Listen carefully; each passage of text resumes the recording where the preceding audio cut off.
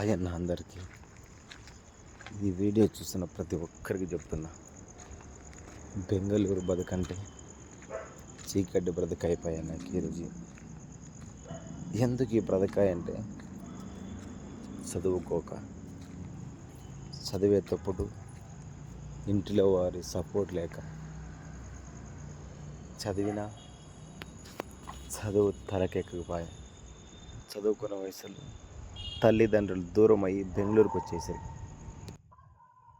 బెంగళూరుకు వచ్చి నన్ను చిన్నాన్న దగ్గర వదిలేసి చదవా సరికబ్బకపోయే.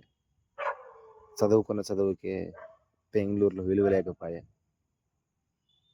ఏం చేద్దామన్నా బెంగళూరులో చిన్న చూపాయి. నాకే ఏదో పనికి పోయి డబ్బు తెచ్చి ఇంటికి ఇద్దాము, కానీ చదువు లేకుంటే అన్నీ అమాలే పనులాగా ఉన్నాయన్న. సరే పోతే పోయిందని నాకంటూ ఒక ఆశ, నాకంటూ ఒక అచీవ్మెంట్, ఏ గోల్ ఉండే, నైనా సాధిద్దామని హైదరాబాద్ పోయి సినీ రంగంలో ప్రయత్నించిన. అది కూడా వెనకంజ అయిపోయా. చాలా ప్రయత్నించిన, ఇంట్లో వాళ్ళ దగ్గర డబ్బు లేకపోయి. ఈరోజు నేను చీకట్లో మాట్లాడుతున్న కారణం అందుకేనన్నా. ముఖం కూడా బయటకు చూపించుకున్నంత బాధ.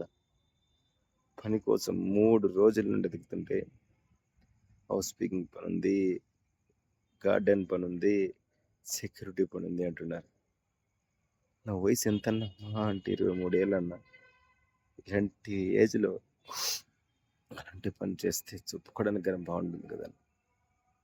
బాగుంటుందా? బాగుండదు కదా. సరే పోతే పోండే, సినీ రంగంలోనే పైకి వద్దామని హైదరాబాద్కి వెళ్తే నెమ్మది అక్కడికి కూడా డబ్బు. ఆ డబ్బే నా దగ్గర లేకపోయా. ఇంటిలో వాళ్ళ సహకారం నాకు లేకపోయా. నా తండ్రి అంటావా సరిగ్గా సంపాదించలేకపోయా. ఆయనకి ఆశలేమో ఆకాశాన్ని అందుతాయి, కానీ సంపాదన ఏమో ఇంటి ఖర్చులకు కూడా గడవదంత సంపాదిస్తాడు. ఇక నా తల్లి కష్టపడి పడి పడి నన్ను పోషించి పోషించి ఎన్ని రోజులు ఉంటుందన్న. అందుకే శ్రీరంగం వైపు కూడా పైకి పోలే. కానీ నా వెనకాల నుండి మాట్లాడే ప్రతి ఒక్కరికి చెప్తున్నా, ఈరోజు నేను చీకట్లో ఉండొచ్చు, ఏదో రోజు నేను కూడా ఒక వెలుగులోకి వస్తా, ఒక వెలుగు వెలుగుతా. ఆ రోజు మీకుంది. ప్రతి ఒక్కరి లెక్కలు తెరుస్తా. దేవుడు అనేవాడు ఉన్నాడన్న. ప్రతి ఒక్కరికి ఒకేలా ఉండదు. కాలం మారుతుంది.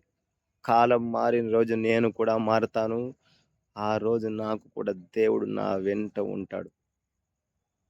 ఇది నాకు ఒక గుణపాఠం అనుకున్నా అంతే. జీవితం మొత్తం ఇలాగే ఉంటుంది అనుకోండి. నేను కూడా కష్టపడి సాధించి మీలా మీలా కాదు, మీకు మించిన వాడిలా అవుతా. వెనకాల ఎన్నైనా అనుకోండి, ఎన్నైనా పోతుంటావండి, దానికి ఎంత సిద్ధం. కష్టపడి పైకి వస్తాను, కష్టాన్ని నమ్ముకుని పైకి వస్తాను. మీకు నేనంటే ఏదో చూపిస్తాను. ఈ వీడియో పెట్టడానికి కూడా మకం ముందు పెట్టి చెప్పలేక, తల్లిదండ్రులతో చెప్తే బాధపడతారని మీతో చెప్పుకుంటున్నానన్న. అంతే.